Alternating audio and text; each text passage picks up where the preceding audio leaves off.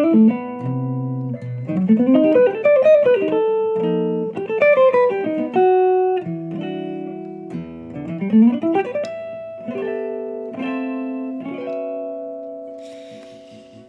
everyone, how's it going? I want to talk about how you can pick up the guitar and just come up with improvisations. Like right now, this was unplanned and I just played. Basically, whenever you practice, you're kind of putting new bits of language into your subconscious, and there's nothing more authentic than just picking up the guitar and letting that flow. And of course, that means that you really need to practice whatever you're practicing to a level where it's automatic, subconscious, and based on muscle memory. Now, the way I like approaching it is by connecting elements, connecting the dots. And that's exactly what you can also experience on my website, weissguitar.com, where I always show fundamental elements and how to start connecting them. So, for example, if I want to start my improvisation with something like this, which is one of my favorite shapes, well, now I can think about this shape in so many ways. I can think about this as being C major 7, kind of like a sus2, and then that will affect my playing, maybe bring in a bass in, and then kind of reflecting that back to the voicing. And then from there I can start maybe creating some lines around that. But the way I do that is by connecting elements. So for example, I know that this is my C major 7, and I know that I have some voicings around the fretboard that represent C major 7, so I can play that voicing and then maybe kind of play those, which by the way, those are drop 2s. You can also learn them in a very systematic way inside my website. So once I play that and maybe I play some drop 2s, then maybe the next thing I want to add to the some textures, maybe some arpeggios. So that can be something like, right? Now that's not like a clear C major arpeggio, but it's bass around it, meaning that this is the C major 7 arpeggio. Okay, so it's built out of the 3rd, the 5th, the major 7, and then the root. That's just playing that, but my creativity just went around the arpeggio with some scalar motions and created something like, right? So I still know the arpeggio,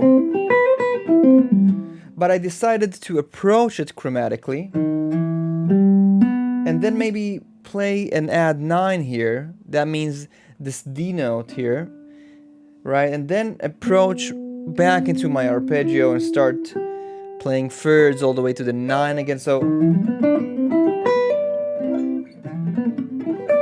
so what started just from this stream of consciousness here then took me into another ride, and then maybe my next contrast is going to be playing some power chords, or maybe a reversed power chord, basically a 4th. So now I have something like,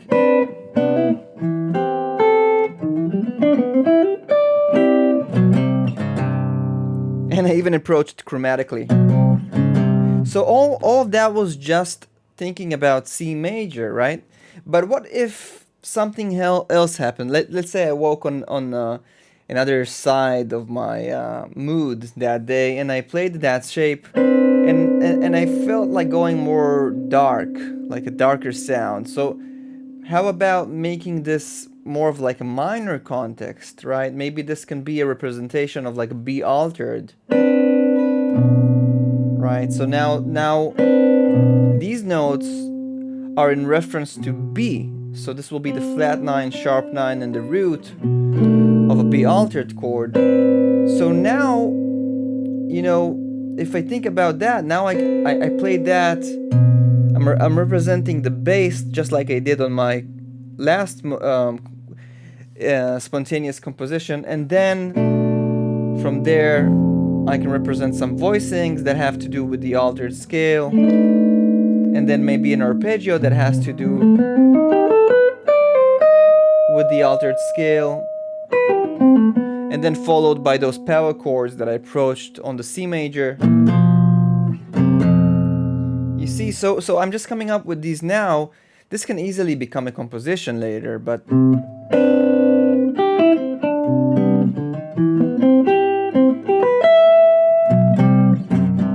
right, something like that, and then I had this again, but this time referring to it as B altered.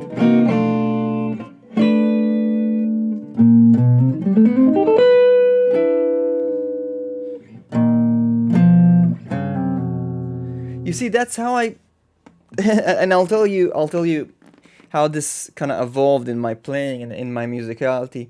So I started off kind of like as being a self-taught guitarist back in when I was 12. My dad was a musician, so we always had music around. He's a composer and he's an orchestrator, arranger and everything. So I always saw that his approach was very kind of like approaching the notes in like colors. I remember being a kid, he was kind of pointing me on the score and showing me, you see, those are the low notes, and like playing the piano, and those are the high notes, and they can respond to together, you know.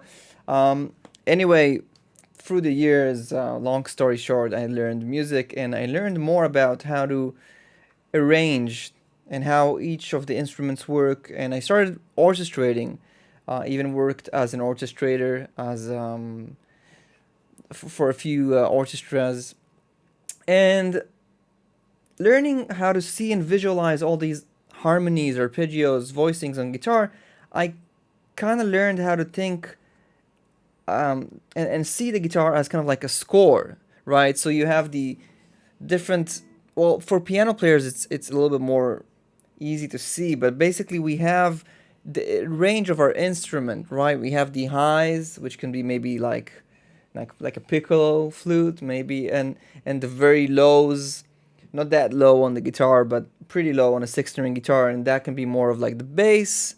And we have everything in between that can be maybe like some violin or anything like that. But basically just like creating an interaction between the different ranges of the instrument, and thinking about orchestration on the instrument whenever you approach anything, so that can really start getting your creativity to new places. Now, of course, to do that very freely on the instrument, you really need to be able to visualize all the different harmonies on the instrument, right? So that can be, well, how does an arpeggio or a voicing interact with a certain mode, or how does a mode get you to certain diatonic arpeggios, and how to start adding chromatics, and how to start adding flavors of rhythm and bebop and approaches.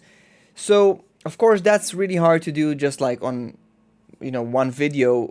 You're invited to check out more on this channel, but if you want a very step-by-step way to really visualize and feel your musicality growing, and your visualization on the fretboard growing in a very step-by-step way with modules and PDFs and exercises, I have something very special for you waiting on my website, weissguitar.com, and you're invited to check it out. We go through the foundations of triads, arpeggios, and how to start, getting into the very foundation work on the instrument, all the way to more jazz essentials, melodic minor, diminished, and so on and so forth. You can check more details about each of the modules and the exercises in the link in the description of this video.